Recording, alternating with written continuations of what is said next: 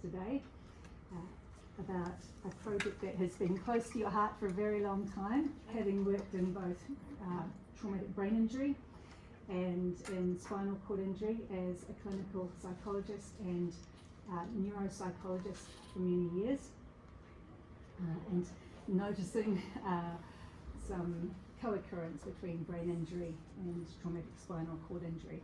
So I had the great pleasure of working with Debbie on this project and look forward to hearing about this first phase and how we can contribute to the next phase. Thank you, Debbie. Thanks, Julianne. Tēnā koutou, tēnā koutou, tēnā koutou katoa, ngā mihi nui, kia koutou katoa. And thanks so much for coming, those of you who've come from far away, from Burwood and also Auckland. Maureen, thank you very much for making the effort on this horrible, blustery old day. So, first of all, a little bit about me. So I'm a second generation New Zealander, so my family immigrated to New Zealand from the south of England, so specifically Cornwall back in the day, settled in the Manawatu where I was born, and then I came down to Ōtautahi when I was a teenager, sort of late teens, to come to university, and so I've been here ever since and had my family here, and so really I think I'm a Cantabrian now. I've been here so long. I have two positions. I have some FTE here at Burwood in the concussion service, and as Julianne said, I worked in the brain injury service for a long time, longer than I care to remember, and I also have some FTE with the University of Otago as well, in the Department of Orthopaedic Surgery and Musculoskeletal Medicine, and that's where I do a lot of research activity. I'm also a Health Research Council fellow here within Te Whatu Ora with Burwood Hospital as well, so doing some brain injury concussion type research, and that's sort of morphed into other areas. So what I'd like to focus on today is just talk to you a little bit about the SCIP-B study, provide some background, just leading up to the study that we have now in the development phase. So just talk a little bit about the need for a study and what we've noticed in the first phases of this work, and then I'm hoping, I think I'll talk for about 20 minutes, and then I'm hoping that there'll be some time for some discussion, because I'd really like to hear your views and have some specific questions that I'm interested in hearing from you about, in terms of what you're aware of and what you've noticed in terms of, you know, the impacts of TBI when somebody also has a spinal cord injury. Oh, gone the wrong way. But first of all, I just have some acknowledgements to make. So I'd like to acknowledge the team that's been working with me on the SCIP-B project. We've got a really great team of people. So a lot of you will know Jen and Joe, and also Raj, who is the clinical director from the Burwood Spinal Unit. Suresh Subramanian is the clinical director of the Auckland Spinal Unit, and he's also champion of this piece of work and involved in the team. Got a really great group of advisors and consultants who are helping us with the study as well, and I'm going to come to the governance of the study in a moment, but we've got some really great representatives from TBI researchers, spinal cord injury researchers, registry, input, and consumers and clinicians. I'd also like to acknowledge the funder of the first phases of the SCIP-B study, that's the Health Research Council, and also our partners, so the Burwood Academy Trust, who have provided research assistance, support and oversight, as well as the registry, who have had input into the study as well. So just some background. So, you know, I think we all kind of know that when somebody, you know, has a spinal cord injury, they often, the rates of also sustaining a TBI are high. So we kind of all accept that.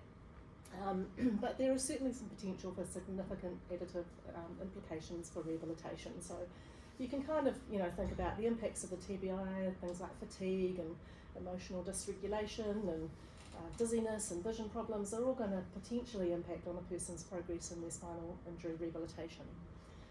What's not so clear are the rates of co-occurring TBI. So, you know, in some studies as many as 70% of the sample have also sustained a TBI. In other studies it's sort of around the 25% mark.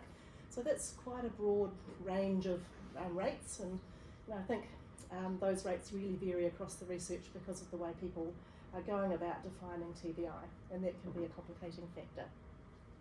So this means that in many cases TBI is missed.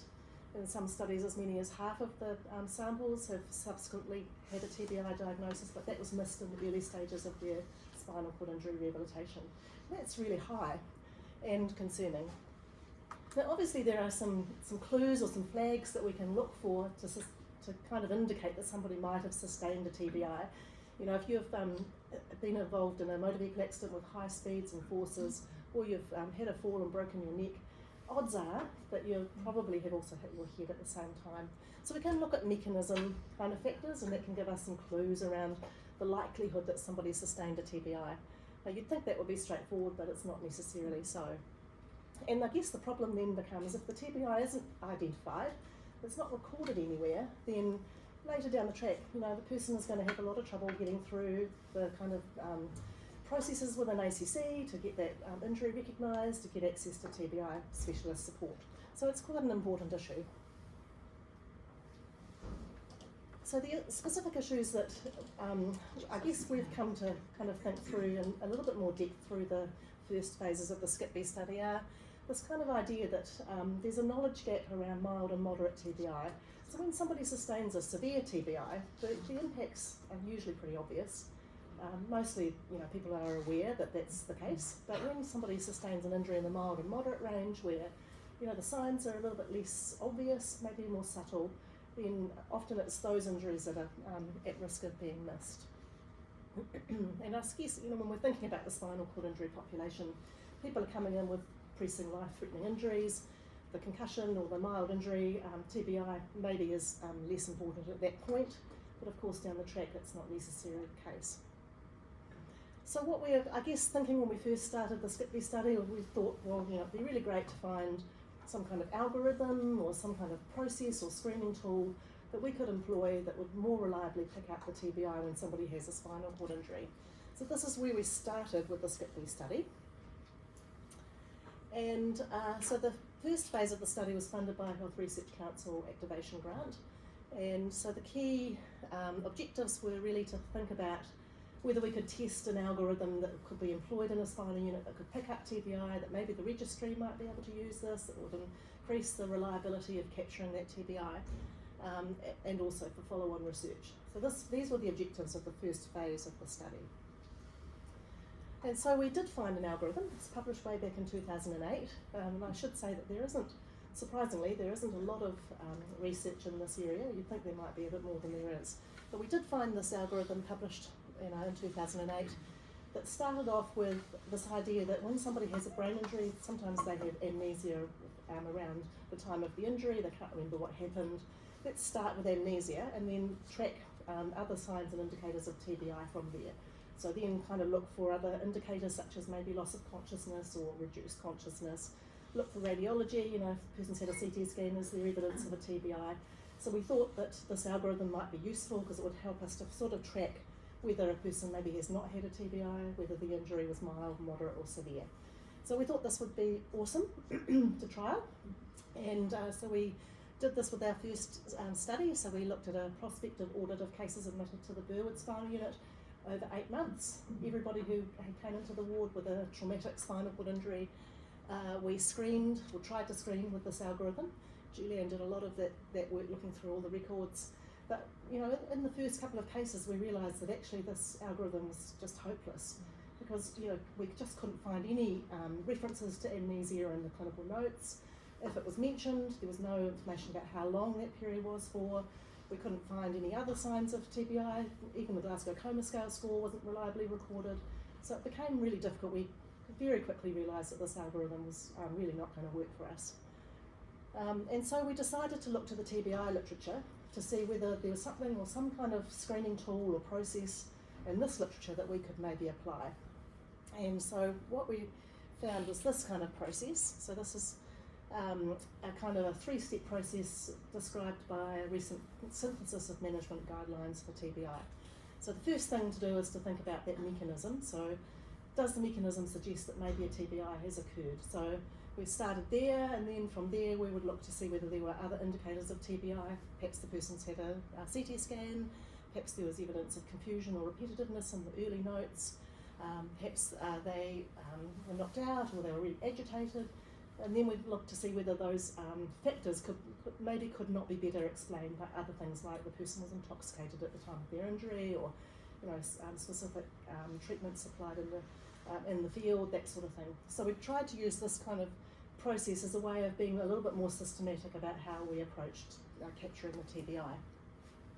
So what did we find doing that? So we had 51 cases over the 8 months that we included, and of those 51, 55%, so just over half, we felt probably had sustained a TBI. And that's, I guess, pretty consistent with the majority of the few studies that are out there, sort of in the middle. It's a little bit higher than maybe what the registry had recorded in the same period, but not too much higher. We're talking about, not huge numbers either. So, about 27 of those cases we thought had sustained a TBI. But what we did notice was that there were some cases that we couldn't really be that confident about the injury. So, we may have identified that a mechanism raised the likelihood that a TBI had occurred, and there may have been some confusion or repetitiveness, but the person was really intoxicated when they were seen by the paramedics. So, we just couldn't be 100% confident that person sustained a TBI at that point. But as you can see up there on the slide, most of the TBIs that we identified likely fell in the mild range, so we would call them concussions, and that's pretty consistent with what we'd expect. So, coming out of this particular piece of work, I guess it was pretty clear to us that this kind of three-step approach kind of might work in a research context, but I really can't see how that could reliably be applied in a clinical context. I think it's just too loose, too woolly, too unclear, and what we really need are some reliable evidence-based screening tools that might help us capture TBI more consistently, that actually would be feasible to apply in a clinical setting. And I guess the other thing that we identified out of this kind of early work is that there is, we think, a knowledge gap in the area of mild and moderate TBI. And as I said before, I think severe TBI is reasonably well recognised, the impacts have been studied, it's usually obvious, but mild and moderate TBI are much less clear, and so this is where we think the knowledge gap likely occurs. So this brings us to the second phase of the SCIPB study, which is where we are at the moment. And so just before I talk to you about what we're doing with the study, I'd like to just mention the wider context of TBI screening in New Zealand, because there's a lot of work being done, especially led by the AUT TBI network, the clinical pathways and EDs projects that I'm part of, that are looking at improving screening for TBI in New Zealand in the general TBI population.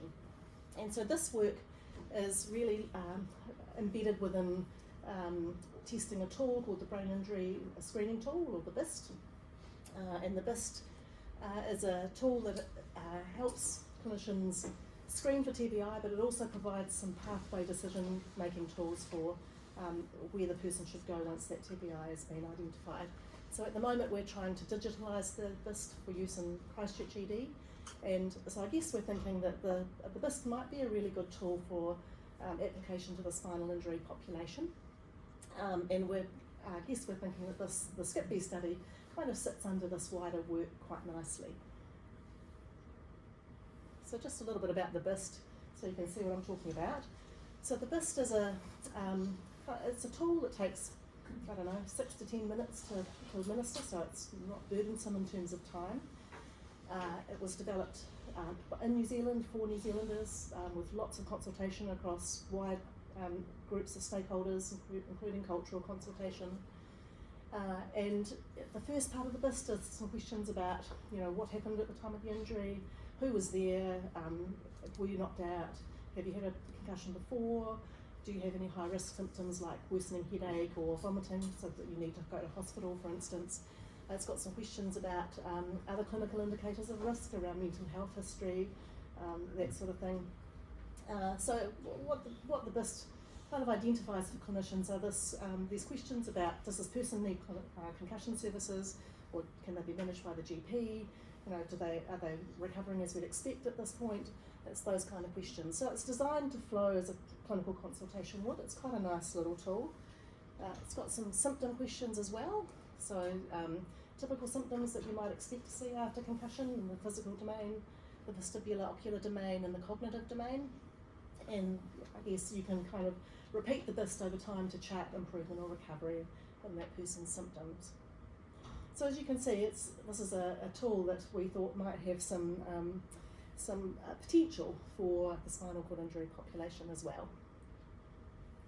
So this brings us to our new study, so that is in the development stage, and so we are hoping to conduct a prospective observational study. So we're hoping to track all admissions to both spinal units in New Zealand over a 12-month period, people who have had a traumatic spinal cord injury.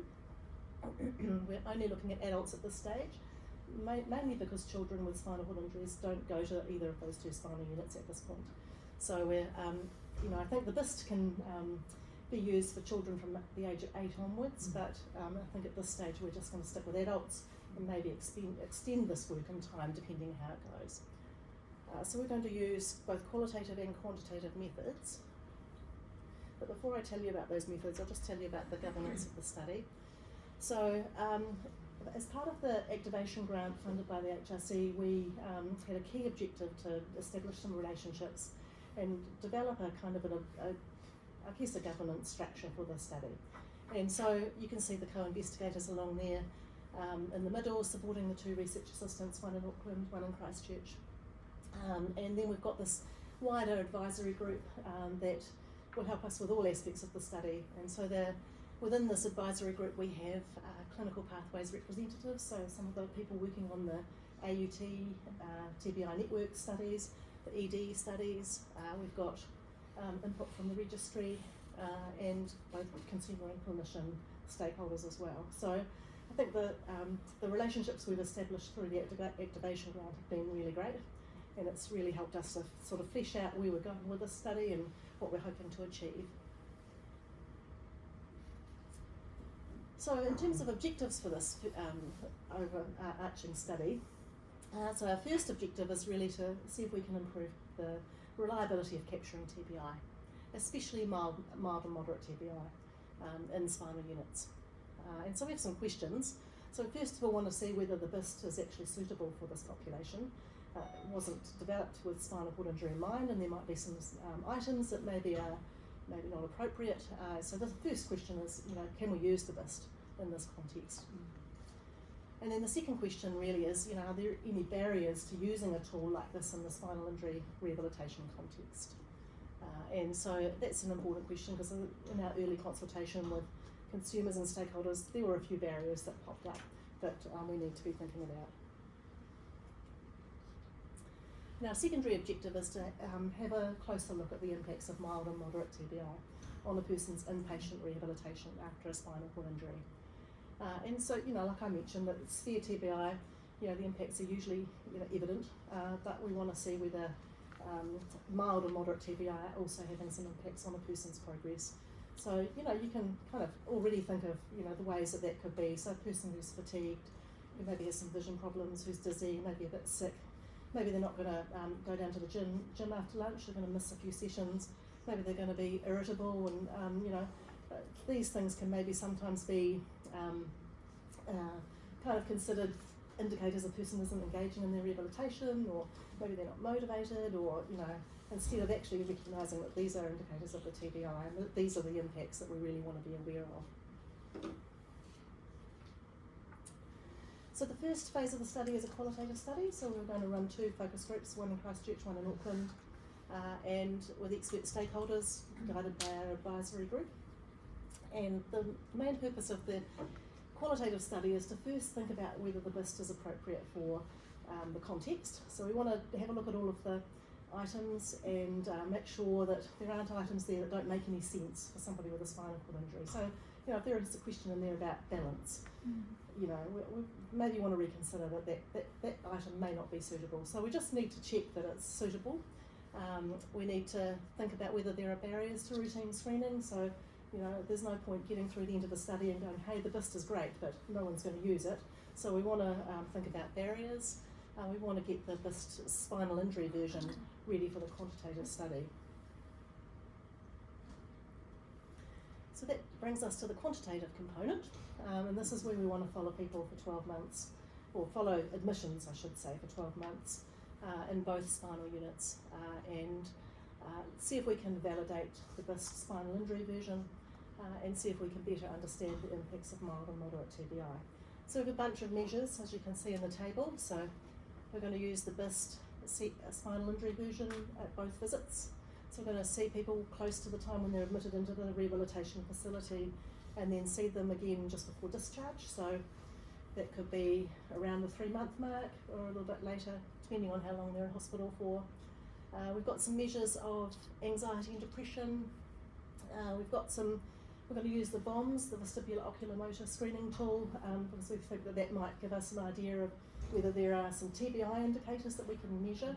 That will give us a clue that there's some TBI going on, to check how that's kind of correlating with what the BIST is finding. We're going to see how long people are in hospital for, whether there is some evidence that the TBI means that people stay in hospital longer. So we're going to check length of stay. We've got some measures of cognitive function as well. So we know that over the first 3 months, even after concussions, there's quite a lot of cognitive recovery. But if people still have cognitive impairments at the time they're going home from hospital, they're potentially going to impact on how a person is adjusting and coping when they get home and managing everything they have to manage when they get home. So I think it's important to measure cognitive function at that point as well.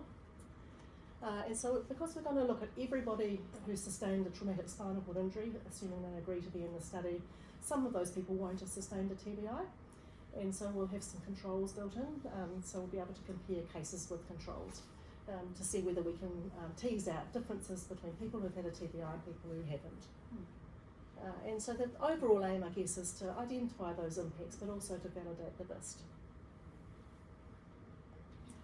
So this is the master plan. So we're right at the top, so we've got a long way to go, but we're in the process of applying for some funding for the second phase of this study. And once we get that, assuming we do, we'll be able to get on to the next phase, which is to really think about uncovering those barriers for TBI screening, to validate the BIST spinal injury version, and think about also questions about when is the best time to do screening for TBI. Is it when they're in the first hospital after their injury, or is it when they come into the rehabilitation facility? What's going to work the best? That's something we'd really like to know more about. And then to think about those impacts of mild and moderate TBI. We'd like to know more about what services people are accessing when they're in inpatient rehab. So, how many people are being referred to a concussion service, or are they being referred to a concussion service at point of discharge? We'd like to know a bit more information about that. And the grand master plan really is to implement a tool like the BIST spinal injury version into data collection for all SCR admissions through traumatic causes. And even potentially, I'm getting ahead of myself, Tracy, but as a data point for the registry, this is where we're heading, thinking about how we could, straighten out screening for TBI in this population. So that's pretty much all I was going to say, but I just really wanted to open the floor for just some discussion, really, just hear your views and think about what your thoughts are about TBI screening, whether you think this is a good approach. Do you think the BIST is something that could work? I just really like to hear what you think. Guys, sorry, I've got a bunch of questions. Sure. Sit back. Okay. Sure. No, but with the concussion, I was just curious because obviously we see a lot. We're from Laura Ferguson talk to us. We see heaps of concussions that don't get seen for a while, and they've got all these compensations, especially with this vestibular stuff. Yeah. And I was thinking, at the moment, do people get inpatient concussion rehab if it was picked up? Yeah, they can do. Yep. So I'm part of the Burwood concussion service here, and sometimes we'll go down and see people in the spinal unit. Not very often though. And I think one of the things that came out of the first phase of the study, which I thought was important and not unique to New Zealand, is that often the TBI might have been noticed at the beginning. It wasn't recorded in the notes down the track. Didn't get included in the treatment plan, and it wasn't on the ACC form. And so, if it's not being picked up, then people aren't going to access those services right as an inpatient. And so it's more the flagging of it rather than once it's been identified, there is sort of all the tools in place to kind of get the concussion rehab if that's what it is, if it's a mild TBI. Yeah. Sorry, Debbie, were you also saying sometimes it wasn't followed, that it might be picked up early but then it didn't carry over through the notes and got lost? Yeah. Is that also exactly what happened? Yeah. dissipated? Right. Very good, Debbie. That's fascinating. You mentioned 55% of spinal cord injured have a TBI. what percentage of those are tetraplegia? Because you Well, would that's a thought good there might be a higher Yeah. tolerance. Yeah, that's a really good question, and we did do some analyses, even though the numbers were quite small, to see whether there was an association between having had a cervical level spinal injury and a subsequent TBI diagnosis, and it was a significant relationship. So I couldn't tell you exactly how many, what the figures are, but the relationship was significant. And so that's, you know, one of the considerations for the second phase of the study when we were thinking about cognitive testing, is that we wanted to make sure we did used cognitive tests that didn't involve the upper limb function. Because otherwise we're going to, you know, remove all of those people with cervical level injuries who can't, you know, do stuff with their hands in a timely way, that they'll be disadvantaged. So that's a really good issue, important issue. Any other thoughts or questions? Do you think there are any other barriers for TBI screening? I've only said one other thing, but with the going towards like the moderate TBIs, obviously like the recode, the primary recode they have is super important from an ACC point of view. Yeah, true. And I was just thinking like that, because I haven't spent too much time here on the inpatient side, but how does it actually go with their primary diagnosis so that they get that? Because we're seeing quite a lot of people where they've got the cognitive issues later down the line where it hasn't been documented, and then it's a real, like you say, real barrier to them try and get it, speaking to specialists and get it retrospectively put on there. Just wondering how it works. Well, that is problematic in the non-spinal injury population as well, isn't it? People, anyone who has a concussion often struggles with that very issue, and I guess some of the work we're doing in the Christchurch ED with the BIST is to try and improve the rates that read codes are recorded when a person comes to the ED. And I know not everyone goes to the ED after their concussion, and I think the same issue applies to the spinal injury population. If the diagnosis isn't recorded, then the read code's not going to be added to the ACC 45 or whatever it is that, you know, goes to ACC, and then you know, the person's got to pushing an uphill to try and get, you know, the TBI added as a code later down the track, and you know, that bureaucracy can just be too fatiguing, and people just think, oh, can't be bothered, and so, you know, there's some inequities there immediately. I think you're right though, because there's so much going on in that initial phase. It's a bombardment of things, and there's multiple diagnoses potentially. You know, you could have long bone fractures, you could have TBI is one of multiples, and often it's the tetraplegia that will trump everything else because that's the most. But you know, when we did some early consultation leading up into this study, we talked to some family members of people with spinal cord injury and TBI, and they sort of said, well, it was often down to us to kind of try and get some help for all these problems we were seeing, that we just thought, what is wrong with, you know, this person, and you know, they're irritable and they're all over the place, and you know, we think they probably did have a concussion. Who do we go to? How do we get help? And so it was often the family that were trying to grapple with all of these issues and get help and support and not knowing where to go. So I think, you know, it just underscores the importance of routine screening for TBI in everyone, and just raising that awareness amongst the team that TBI has an impact. And the importance of family in that early stage too, as to what their normal is versus it's a change in behaviour that, you know, clinicians wouldn't know. Yeah, that's right. And understanding that there has been a change. Yeah. I also like that the BIST has the I statements when people know themselves. I don't feel right. Right. You know, I feel I might look reasonable to, you know, within a range of normal to people who don't know me, or people who are not experiencing what I'm experiencing, but I don't feel 100%, and it's recorded in that, which is great. And I don't think people get a chance. I think that is going to be, I mean, it's a nice part of the BIST, but I guess there might still be some questions about, you know, how much is this the spinal cord injury, how much is the TBI? It's still going to be really tricky to tease out, and that's part of the reason why we've got all those other measures in there too, to see if we could just, you know, see how well the BIST stacks up. But you know, even if we still have trouble teasing out what goes where, we're still raising awareness of the TBI as a potential question mark, rather than maybe there's problems being put down to low motivation or poor engagement in rehab, or you know, just being difficult, or you know, so even if it does that, that's a win in a lot of ways. I suppose then if you've got like a baseline then to compare 3 months down the line, because I know like with the concussion service typically use like Ribomid, and then you can go pre and post, but at least you've got a good baseline, even if there's some things that are kind of masked by other mood issues they might have it anyway. That's right. But So is the scope to have a family outcome measure that they would record at the same time? So Just like a that's comparison. a really good question, and so the BIST is kind of designed to be administered in a clinical interview type scenario. So there actually is no reason why a family couldn't be part of that. But we haven't specifically got a family measure in the study, but maybe that's something that we should really be thinking about. Because it's, as we've been saying, it's often the family that are noticing that there's changes that are raising some questions. Right. Maybe you're reviewing all SCIs, but you are only traumatic. Only traumatic PCRs, yeah. It'd be interesting to know whether, as a mechanism, it's a continuum, the brain and spinal cord, whether having had a cord injury, there is proximal neurotoxic signaling. Yeah. Just something to think about. That's right, and that could be a follow-on kind of step where we could include non-traumatic spinal cord injuries as well, to see whether there are brain injury impacts. Yeah. I think it's fantastic that you're doing this, Debbie, because like you say, trying to tease out what you attribute the symptoms to, and kind of more theory-based stuff. But wouldn't it be interesting, something like that, like trauma to the spinal cord?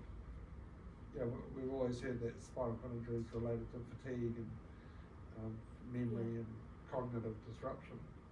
Would it be interesting if the whole time it was always actually attributable to a concussion and it's just never been reported? Yeah, and I think that's going to be the value of all that group of people that we don't think had a TBI compared to the people we think did have a TBI, to see whether there are those differences that we could identify. Yeah, so it would be really interesting, wouldn't it, to start drilling down into that a bit more. Yeah, so that's where we're at, and please get in touch if you've got any other questions, or if you want to be involved in the advisory group or involved in the study, or whatever really, because we're really keen to make sure that it's relevant and of some kind of clinical use at the end of the day. Can I ask, sorry, I might not have been listening well. You need 2 visits? Sorry, what? You said you were doing 2 visits? Yep. Per person. Yep. What was the time for those? So it's shortly after admission into this rehabilitation centre. Yeah. And then I think in 3 months or just prior to discharge, whichever comes first. Okay. So because we know that after concussion there's quite a bit of a recovery in that first 3 months. I know not everyone is recovered by that point, but I think that's a good time just before discharge or at that 3-month mark to measure cognitive function anyway. So yeah. And what cognitive function tests will you use? So we're going to cover the usual domains that we would cover in a concussion screen and a concussion service. So memory, attention, executive function, those kind of things. But with a speed of processing, that kind of thing. But things that don't require upper limb function to participate in. So we don't want to exclude anyone because of their spinal injury or disability. Debbie, is there the potential in the future to maybe roll that out to, and I'm really sorry if I missed this too, but in the future enrolment into the sort of community and post-discharge setting, when potentially you consider tease out some of those fatigue, with being overwhelmed and hard to retain information, and would that be the Definitely could do that, and the BIST is certainly something that is being used widely in the community, so there's no reason why there couldn't be some extension down the track to look at people after discharge from hospital. And I guess we were just trying to keep it, we're trying to validate the tool first, so we're trying to keep it tight and controlled, but that would be the logical next step, would be to think about for how long do these problems last for, and could we measure them with a tool like the BIST in the community as well. So and that'll be captured in the register, sorry. Well, that will be the grand plan. With this, If it worked and it was a good tool. I'm trying to reduce the number of I know you are. However, I mean, just from the registry perspective, all we collect, and you know this because you've looked at it, but the only way that we can record some kind of TBI is looking at the GCs. So Glasgow Coma Scale is the only thing that we collect, and purely because it's really difficult to find any documentation full stop about any kind of TBI. And we've got a potential tick box for concussion, but it's so badly kind of documented, and it's, like you say, acutely, yes, potentially, but it doesn't follow through. And the GCS is hopeless in spinal cord injury. Precisely, yeah. And so we collect that off the ambulance summary when it's done at the scene, and we also collect it at the facility, the first facility that they're admitted to. But yeah, I mean, our process at the moment, we're going through our data points and we're aiming to reduce what we've got to make it less, cumbersome. But I personally think that we don't collect, and you know, that we don't collect TBI concurrently well.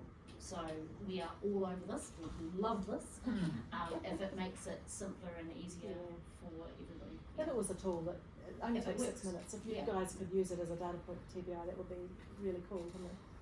If it worked, So can I ask, in terms of the year study that you're looking at, so you're going to do every single traumatic, so gain consent for that to do that. What about those that don't consent? How are you going to approach?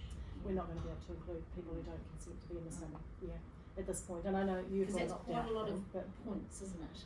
yeah, that's right. And you know, when we looked at the numbers and we looked at, you know, your reports that you've published, and sort of, you know, 145 odd thereabouts traumatic spinal cord injury admissions across New Zealand, even if we got 100 of those, you know, bearing in mind that maybe 40 of them wouldn't be eligible or would refuse, we're hoping that there'd be a reasonable uptake, but there's always going to be people who say no.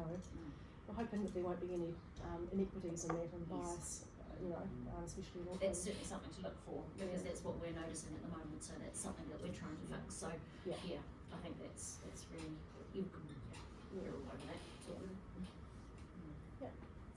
just further to that point from Tracy, I think it's pretty well established that certainly through Auckland, the rate of Māori consenting to participate in the registry is low. Right. So some specific strategies about how you're going to support engagement and recruitment for Māori is going to be really important. I totally agree, and you know, we can see those figures echoed in the concussion service use figures as well, that, you know, the numbers of Māori in terms of TBI incidents, if you like, are high, but the numbers of Māori in concussion services is really, really low. So there's some problems, and we will need to work hard to make sure that we're not going to have just a biased sample of New Zealand Europeans. It's not going to work. Any thoughts thinking about sort of the impact that medications are going to have on knowing what is a concussion symptom and what's the fact that all these pain medications with sleep so interrupted in those early stages? And it's complex, isn't it? And that was part of the difficulty we had when we were looking at all the clinical notes to try and figure out, you know, what could be better explained by medications administered in the early stages. But even, as you say, down the track and during rehabilitation, that's going to be tricky. And what we might find, you know, I don't know, we can't assume, but we might find that actually everybody has some cognitive impairments, whether they've had a TBI or not, because of those very issues, pain, medications, etc. And that's why we've built in the controls to see if we can kind of drill down into that. But that is a complicating factor for sure. Is it worth collecting any information about pain medications? We will collect that from the notes. Yeah, I think that's really important. Yeah. Because all of those confounders will help us to tease out what's going on.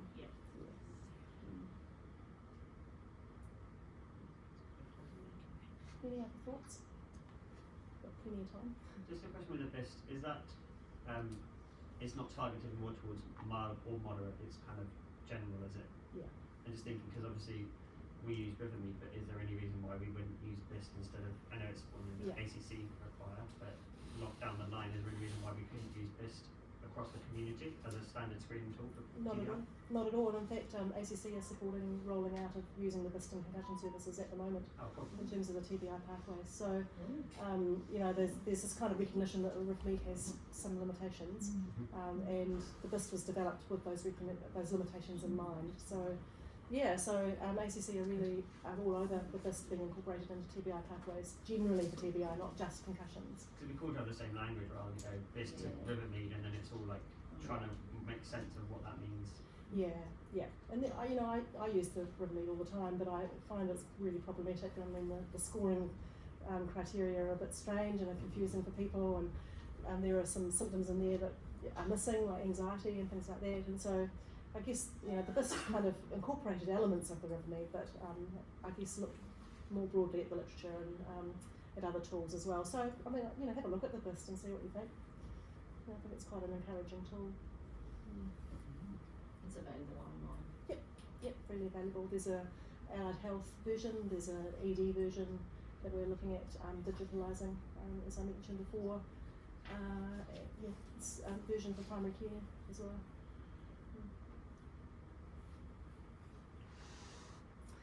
Well, I really appreciate your thoughts because it's been really helpful, and it's you know, the family thing I think is a really good point, and just some thoughts about what we should be collecting. It's been helpful to talk that out loud and get your feedback. Are there any other questions or thoughts? I'm just thinking of best timing. The last question there, in terms of confounding factors, not to be a Debbie Downer, but when you get to the rehab unit and you know, your sleep is so interrupted and you haven't seen the outside world for weeks or months. You know, your cognitive function might not be the best at the best of times. Before you throw medication and all sorts of things. So just other considerations. It's not, you know, if it was easy, people would have done this before, right? And so that's probably why there's hardly any literature on this, because it's actually really complicated, and we've got to start somewhere. And bearing all those complicating factors in mind. I think it's a great piece of work. Thanks. Looks on it. Yeah, I mean, you know, years ago when I worked in the brain injury service and in the spinal unit, I think half time in each service, I thought, wouldn't it be great to put these together? But, you know, it's just not as easy as doing that, and it's required a lot of thought and planning and consultation to get to this point. So fingers crossed we get some funding. We might have to do it without funding. We'll see how we go. Well, thanks, guys. That's really great. Thank you. Thank you, Debbie. It was wonderful to hear that piece of work, and something that's going to help people make sense, I guess, of life after traumatic injury and access the services potentially, and hopefully that will enable them to flourish after these times.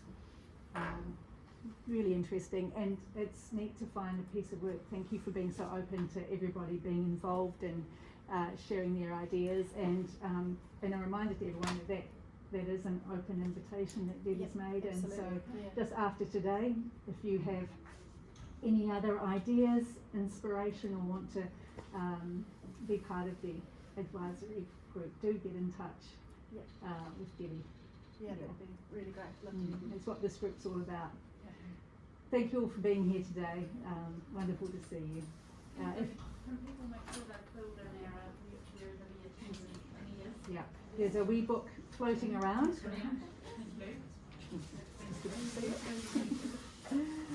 Great, and feel free to take some time if you've got it to enjoy some little slices that our wonderful Anna Churnside, our admin manager, has made for us today, and to catch up with each other. I look forward to seeing you next time. We'll be sending out a reminder about our next peer group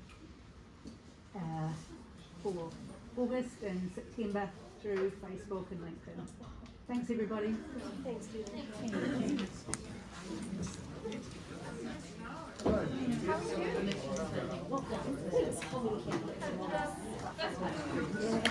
Any chance I can get that